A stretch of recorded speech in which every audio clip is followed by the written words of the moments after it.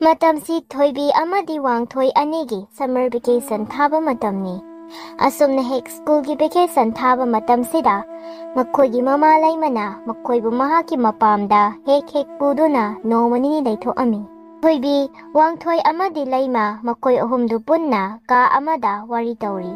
Wangthoina ma handakti abokto aikhoida phone ga tawrakhidre. Abokto kaidawbu yarabazano. Mamangdadi akoina asumna school gi vacation thadringaida tha amani mamangdagi phone adum toina tawraklaga aikoi lakadaba numit kayani watli hajin masing khakna hanglakpani ado hanakti hanglakhidre aikoina call tawrsu pairakhidre ma tamon haise chumi abok to aikoida sarabazalo aikoida kari nuwaitaba laibazalo aikoina magi manakta toina chatte haibagi waraukhrazalo Laima macha anigi wada makutu hairaga. Nate. Adumna abokta khanba yadiko. Abokna kaidawnungda aikhoida sauroi. Aboki tonganba achinba leirambas yai maram ama. Hayengne aikhoina aboki manakta yaubaga yengu. Abokna sodina aikhoibu uraga harawadabado.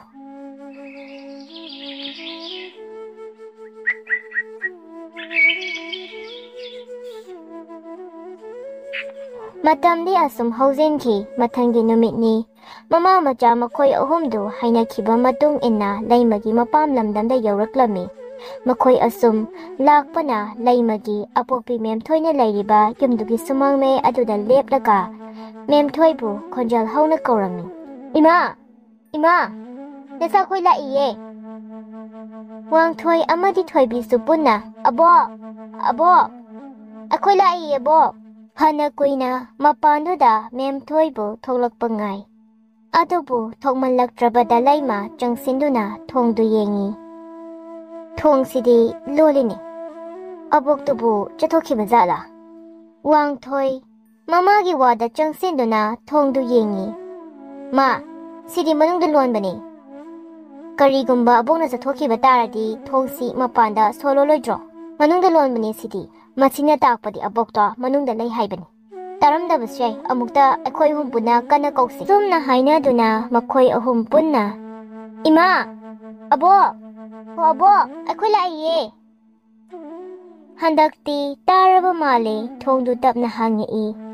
Memthoy asawa may thongpudo na thakli. Layma mama ubada. Ima! Kadawrubagi. Kuire! Nasa aikoy na lalaga sumang sa leto na imabukarok libase. Tumdura bro. Tumdure. Tumda kiba aduda tadabani. Ado, nakoy bukay no. Sumay na kangawda na laklibasi bo. Hana na hayrambaso nate. Imada sumay na patlaksalaga surprise na yekhan ba adugi haidaba. Jum na hangbani. Imase handakti hakchangsi kaya nungaitabasida. Ado ima, aikhoibu sida mapansida kayam kuina lephalaga thamdoino. Asi haibadagi memthoi makhoibu imungda koksalami. Adubu mahak makhoida wahai amata hairamda tumina mahaki kada changki. Mataudu ubada thoibina. Ma, abokse, kaino ma itaw-tawdro. Hanaga yamna manade. Kadawrabazano, wakhalse iching-chingne. Hoine, hoi. Nangna harido mama su khalamlibani. Aisu wakhalsi kainoma itaw tawragli. Pharese. Ado nakhoi ani khusa hamdoklaga sida lairamo. Mama nakhoi na chanaba kari no puthorakhagi. Nabokti chak yamna nganbani. Asi haramlaga laima mama gi kada hana laami. Adubu mahak memthoi gi ka changlakpadadi kadu atuki matik molaga lairami. Mafam khuding amotpa phidana chaithokhlami. Ima, sidi kaidawriba? Ka sidi motpana yadre. Ima, nang kaidawragi asumna mamangda amukta tawkhidre. Asumna motpasi ima nangi asawbi natra. Sida nangi na thawkai lege. Aigi yumni.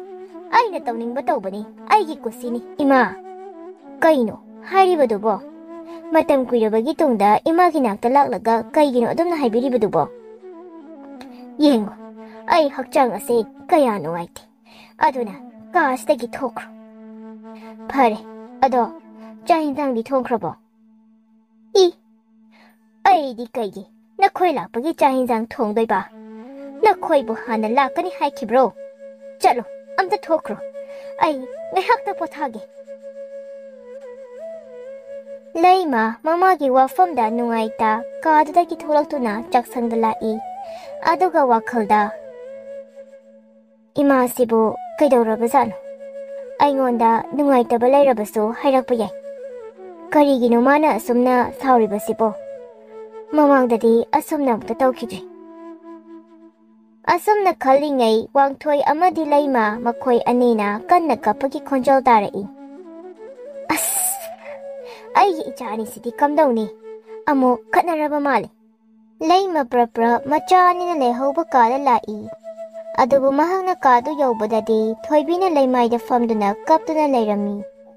ꯑꯗꯨꯒ ꯋꯥꯡꯊꯣꯏꯕꯨꯅ ꯃꯦꯝꯊꯣꯏꯅ ꯃꯈꯨꯠ ꯑꯗꯨ ꯐꯥꯔꯒ ꯐꯨꯔꯝꯂꯤ. ꯏꯃꯥ, ꯀꯩꯒꯤꯅꯣ ꯑꯉꯥꯡꯗ ꯐꯨꯔꯤꯗꯨꯕꯣ? ꯅꯆꯥꯁꯤꯡ ꯑꯁꯤ ꯐꯖꯅ ꯇꯥꯛꯄꯤ ꯇꯝꯕꯤꯕ ꯌꯥꯗ꯭ꯔꯣ? ꯑꯩꯅ ꯑꯩꯒꯤ ꯀꯥꯗ ꯆꯪꯂꯛꯀꯅꯨ ꯍꯥꯏꯅ ꯑꯁꯨꯝ ꯆꯪꯂꯛꯏꯕꯁꯤ ꯃꯈꯣꯏ ꯑꯁꯤ ꯋꯥꯔꯛꯇꯕ ꯑꯉꯥꯡꯅꯤ, ꯃꯁꯥꯅ ꯃꯁꯛ ꯇꯥꯛꯆꯩꯅꯦ. ꯃꯗꯨꯒꯤ ꯐꯨꯔꯤꯕꯅꯤ. ꯏꯃꯥ, ꯑꯉꯥꯡꯅꯤ ꯑꯃꯨꯛ ꯍꯥꯏꯕꯗ ꯒ꯭ꯌꯥꯟ ꯇꯥꯕ ꯅꯠꯇꯦ. ꯀꯔꯤꯒꯤ ꯑꯗꯨꯛ ꯁꯥꯎꯔꯤꯕꯅꯣ ꯑꯉꯥꯡꯁꯤꯡꯁꯤꯗ? ꯅꯆꯤꯟꯗꯣ ꯈꯨꯝꯃꯛꯀꯅꯨ ꯅꯪꯁꯨ. ꯑꯩꯅ ꯍꯥꯏꯕ ꯋꯥꯗ. ꯌꯨꯝꯁꯦ ꯑꯩꯒꯤ ꯌꯨꯝꯅꯤ. ꯑꯩꯅ ꯇꯧꯅꯤꯡꯕ ꯀꯨꯁꯤ ꯇꯧꯒꯅꯤ. ꯃꯁꯤꯗ ꯑꯩꯒꯤ ꯃꯥꯌꯣꯛꯇ ꯂꯦꯞꯂꯛꯄ ꯑꯃꯠꯇ ꯑꯩꯅ ꯂꯦꯝꯅ ꯊꯥꯔꯣꯏ. ꯑꯁꯤ ꯍꯥꯏꯔꯝꯗꯨꯅ ꯃꯦꯝꯊꯣꯏ ꯃꯍꯥꯛꯀꯤ ꯀꯥꯗ ꯑꯃꯨꯛ ꯍꯟꯅ ꯆꯪꯈꯤ. ꯃꯍꯥꯛꯀꯤ ꯃꯇꯧꯗꯨ ꯎꯕꯗ ꯂꯩꯃ ꯋꯥꯈꯜꯗꯨ ꯌꯥꯝꯅ ꯋꯥꯔꯛꯂꯝꯃꯤ. ꯋꯥꯡꯊꯣꯏ ꯃꯕꯣꯛꯅ ꯍꯦꯛ ꯀꯥꯗ ꯆꯪꯈꯤꯕꯒ, ꯃꯥ, ꯑꯩꯈꯣꯏ ꯌꯨꯝꯗ ꯍꯜꯂꯁꯦ. ꯁꯤꯗ ꯀꯨꯏꯅ ꯂꯩꯔꯒꯨꯝꯁꯦ. ꯌꯨꯝꯗ ꯍꯜꯂꯁꯦ. ꯊꯣꯏꯕꯤꯁꯨ, ꯃꯥ, ꯌꯨꯝꯗ ꯆꯠꯁꯦ. ꯑꯗꯨꯝꯅ ꯍꯥꯏꯅꯨ. ꯅꯈꯣꯏꯁꯨ ꯈꯪꯂꯤꯕ ꯅꯠꯇ꯭ꯔꯣ ꯑꯕꯣꯛꯅ ꯅꯈꯣꯏꯕꯨ ꯀꯌꯥꯝ ꯅꯨꯡꯁꯤ ꯍꯥꯏꯕ? ꯑꯕꯣꯛꯅ ꯉꯥꯏꯍꯥꯛ ꯁꯥꯎꯕꯒꯤ ꯑꯗꯨꯛ ꯇꯧꯈꯤꯕ ꯑꯗꯨꯒꯤ ꯅꯈꯣꯏꯅ ꯑꯗꯨꯝꯅ ꯍꯥꯏꯔꯤꯕ ꯀꯔꯤꯒꯤꯅꯣ? ꯑꯕꯣꯛꯅ ꯅꯈꯣꯏꯗ ꯁꯥꯎꯕ ꯌꯥꯗꯕ꯭ꯔꯥ? ꯃꯥ, ꯑꯁꯤ ꯑꯩꯈꯣꯏꯒꯤ ꯑꯕꯣꯛ ꯅꯠꯇꯦ. ꯂꯩꯃ ꯉꯛꯅ, ꯀꯔꯤꯅꯣ ꯊꯣꯏꯕ ꯅꯪꯅ ꯍꯥꯏꯔꯤꯕꯗꯨꯕꯣ? ꯂꯩꯃ ꯋꯥꯡꯊꯣꯏꯒꯤ ꯋꯥ ꯇꯥꯕꯗ ꯋꯥꯈꯜꯗ ꯀꯔꯤꯅꯣ ꯈꯜꯂꯤ. ꯊꯣꯏꯕ, ꯀꯔꯤꯅꯣ ꯅꯪꯅ ꯍꯥꯏꯅꯤꯡꯂꯤꯕꯗꯣ ꯃꯃꯥꯗ ꯐꯖꯅ ꯍꯥꯏꯌꯨ. ꯃꯃꯥ ꯒ꯭ꯌꯥꯟ ꯇꯥꯕ ꯉꯝꯗ꯭ꯔꯤ. ꯃꯥ, ꯊꯣꯏꯕꯤ ꯏꯕꯥꯅꯤ ꯀꯥꯁꯤꯗ ꯑꯩꯈꯣꯏꯅ ꯄꯨꯔꯛꯈꯤꯕ ꯕꯣꯜ ꯃꯆꯥꯗꯣ ꯁꯥꯟꯅꯔꯒ ꯂꯩꯔꯝꯕꯅꯦ. ꯑꯗ ꯁꯨꯝ ꯁꯥꯟꯅꯔꯝꯕꯗꯒꯤ ꯕꯣꯜꯗꯣ ꯁꯣꯏꯗꯅ ꯑꯕꯣꯛꯀꯤꯗ ꯆꯪꯈꯤꯕꯅꯦ. ꯑꯗ ꯑꯩꯈꯣꯏ ꯆꯪꯗꯨꯅ ꯕꯣꯜ ꯂꯧꯕ ꯆꯠꯄꯅꯦ. ꯑꯗꯨꯕꯨ ꯑꯩꯈꯣꯏꯅ ꯀꯥꯗꯨ ꯆꯪꯕꯗꯗꯤ ꯀꯥꯗꯣ ꯌꯥꯝ ꯃꯝꯂꯒ ꯂꯩꯔꯝꯃꯦ. ꯑꯗꯒꯤ ꯊꯣꯏꯕꯤꯅ ꯀꯥꯗꯨ ꯃꯩ ꯊꯥꯜꯂꯛꯄꯅꯦ. ꯑꯗꯣ ꯑꯕꯣꯛꯇꯤ ꯀꯥꯗ ꯂꯩꯔꯝꯗꯦ. ꯂꯩꯃ ꯉꯛꯅ, ꯑꯗꯨꯗꯤ ꯑꯕꯣꯛꯇꯤ ꯀꯗꯥꯏꯗ ꯂꯩꯈ꯭ꯔꯕ? ꯊꯣꯏꯕꯤꯅ, ꯃꯃꯥ, ꯀꯥꯗꯨꯗ ꯑꯕꯣꯛꯀꯤ ꯃꯍꯨꯠ ꯃꯁꯝ ꯃꯅꯥ ꯌꯥꯝꯅ ꯁꯥꯡꯕꯤ ꯕꯨꯠ ꯅꯨꯄꯤ ꯑꯃ ꯑꯣꯏꯅ ꯂꯩꯔꯝꯃꯦ. ꯑꯗꯨꯒꯅꯦꯀꯣ, ꯕꯨꯠ ꯅꯨꯄꯤꯗꯣ ꯑꯕꯣꯛꯀꯤ ꯀꯥꯒꯤ ꯌꯨꯝꯊꯛꯇ ꯃꯀꯣꯛꯇꯣ ꯃꯈꯥꯗ ꯑꯣꯜꯂꯒ ꯂꯦꯞꯂꯝꯃꯤꯕ. ꯃꯗꯨ ꯎꯕꯗꯒꯤ ꯑꯩꯈꯣই ꯑꯅꯤ ꯀꯤꯗꯨꯅ ꯂꯥꯎꯔꯒ ꯆꯦꯟꯊꯣꯔꯛꯄꯅꯦ. ꯑꯗꯣ ꯑꯩꯈꯣꯏꯅ ꯆꯦꯟꯊꯣꯔꯛꯄꯒ ꯑꯕꯣꯛꯇꯣ ꯑꯃꯨꯛ ꯀꯥꯗꯒꯤ ꯊꯣꯛꯂꯛꯑꯦ. ꯑꯗꯨꯒ ꯑꯩꯈꯣꯏꯕꯨ ꯐꯨꯕ ꯍꯧꯔꯛꯏ. ꯃꯃꯥ, ꯑꯩ ꯊꯥꯖꯩ ꯌꯨꯝꯁꯤꯗ ꯂꯩꯔꯤꯕꯁꯦ ꯑꯩꯈꯣꯏꯒꯤ ꯑꯕꯣꯛ ꯅꯠꯇꯦ. ꯑꯕꯣꯛ ꯑꯣꯏꯔꯣꯏ ꯂꯩꯔꯤꯕꯁꯤ. ꯂꯩꯃ ꯊꯣꯏꯕꯤꯒꯤ ꯋꯥꯗ ꯃꯨꯟꯅ ꯉꯥꯏꯍꯥꯛ ꯋꯥꯈꯜ ꯇꯧꯏ. ꯅꯈꯣꯏ ꯑꯅꯤꯅ ꯍꯥꯏꯔꯤꯕ ꯋꯥꯐꯝ ꯑꯁꯤꯅ ꯑꯆꯨꯝꯕ ꯑꯣꯏꯔꯕꯗꯤ ꯑꯩꯈꯣꯏ ꯁꯤꯗ ꯀꯨꯏꯅ ꯂꯩꯗꯕ ꯆꯨꯝꯂꯣꯏ. ꯑꯩꯈꯣꯏ ꯍꯧꯖꯤꯛꯃꯛ ꯅꯃꯥꯕꯣꯛꯀꯤ ꯌꯨꯝꯗ ꯆꯠꯁꯤ. ꯑꯗꯨꯒ ꯅꯈꯣꯏ ꯃꯈꯣꯏꯒꯤ ꯌꯨꯝꯗ ꯂꯩꯍꯧꯔꯣ.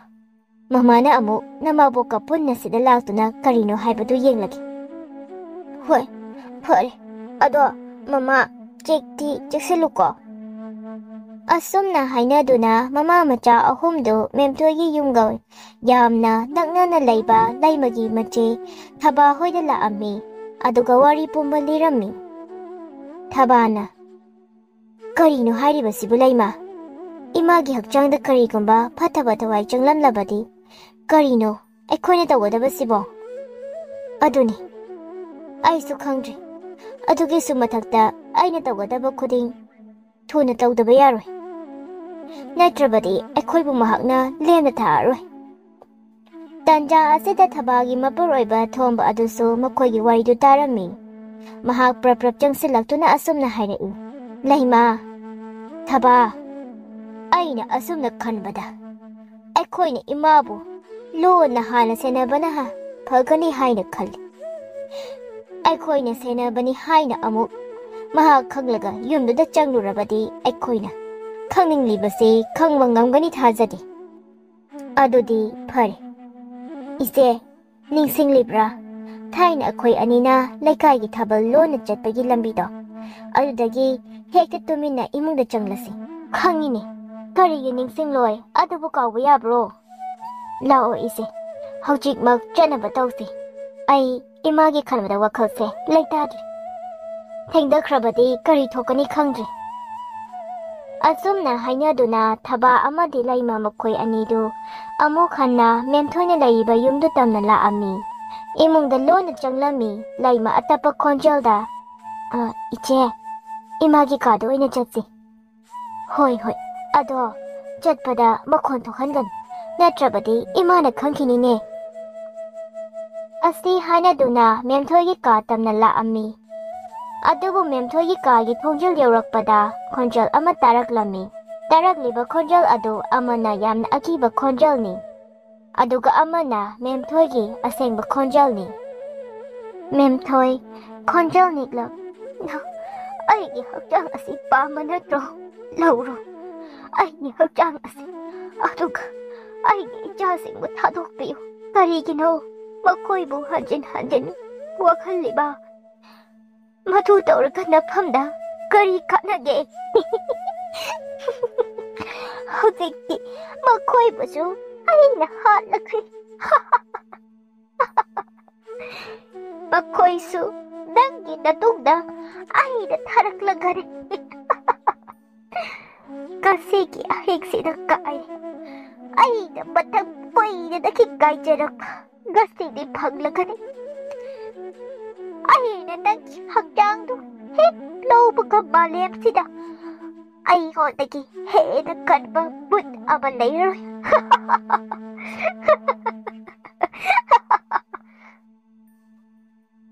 Kasiri makoida aibu minungsi laitana. Minungda langtindana harkiba. Aduda aina kasi abo dangi thawai lahugadi. Wafamdu tabada Laima amadi Thaba makhoi anidu thongdu gam launa ngamkhairamlaga kaduda fatchangi aduga Laimana Ima madu yaroi karigi imana tomda adumna sidanaba thaurangliba karigi mabu kiribano Ima akhoi poma changduna ma kamayoknase adumna kigano Ima Nangda aigi bayokta leptoiba Nakubasidi bikup amada aina loisanba ngami. Asti haduna Bhoot Nupi aduna Laimabu makutu tingthoklaga khawri metlami. Tanja aduda thomba makutta tayen masa ama paina changlai. Aduga Bhoot Nupi adugi masada masing khangnana kanjili. Mataududa Bhoot Nupi adu khangba ngamdraduna yum adudagi yenthokre. Masidagi makhoi amukhana hana gumna tawrakduna nungaina punna laiki.